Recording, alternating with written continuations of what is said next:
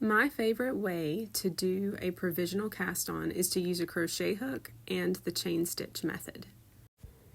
If you don't crochet, just hang on. I'll show you how to do it with a knitting needle also. So start with a slip knot and put it on your crochet hook.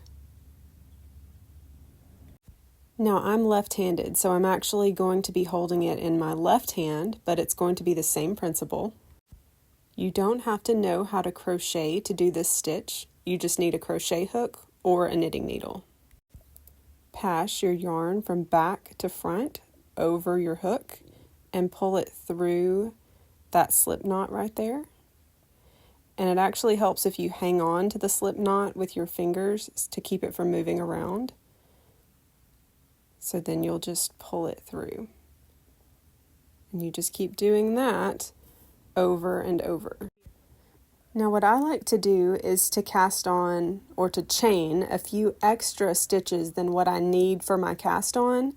So as long as you have more chains than stitches you need to cast on, you'll be okay. So I'm going to chain the amount for about a 3-month size, which I think is 60, and I'll probably wind up chaining just a couple more to make sure that I have enough.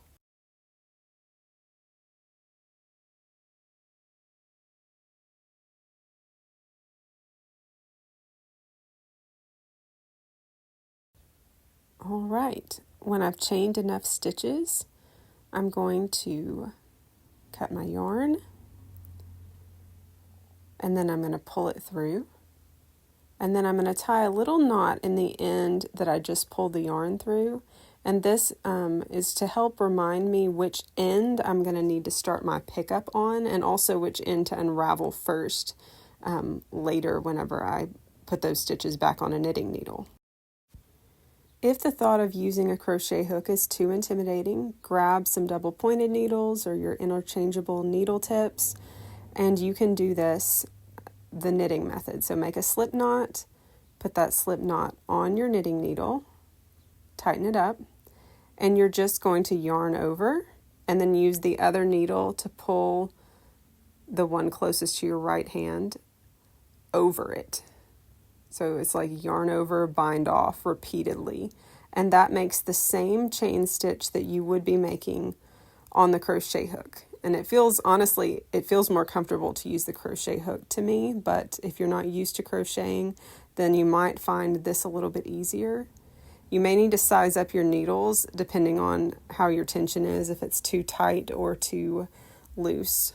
I'm yarning over back to front and back around to the back. And I'm taking the stitch closest to my right hand and I'm pulling it over. And see, it's creating the same thing that you saw here. So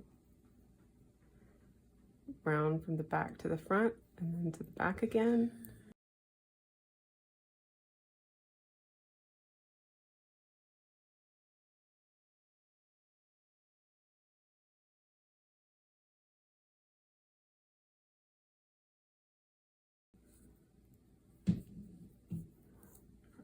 I'm not going to do the whole time, but you can do it like that. So if you look at the back, if you turn it over, you have these little bumps right here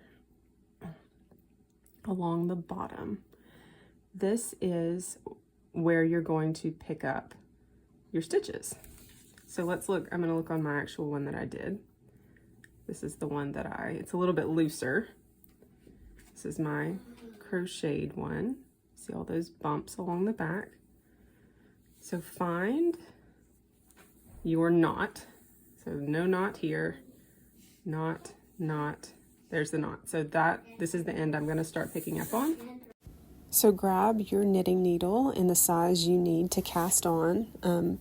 Probably not the smaller one unless you're just doing a provisional cast on right before a collar. Pick up the size you'll be knitting the body on. And just find that bump and insert your needle from front to back.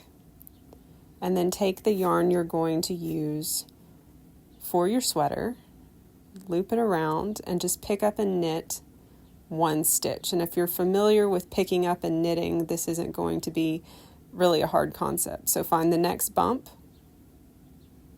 Poke that needle in, loop your yarn around, pull up a loop, and you're going to keep doing that all the way down the chain until you have cast on the number of stitches you need for your size.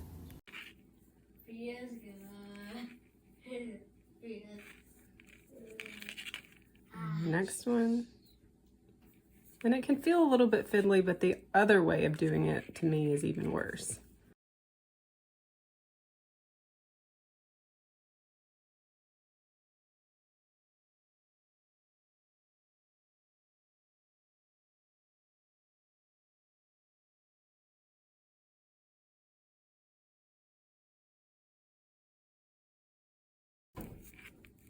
So how do you know you're doing it right?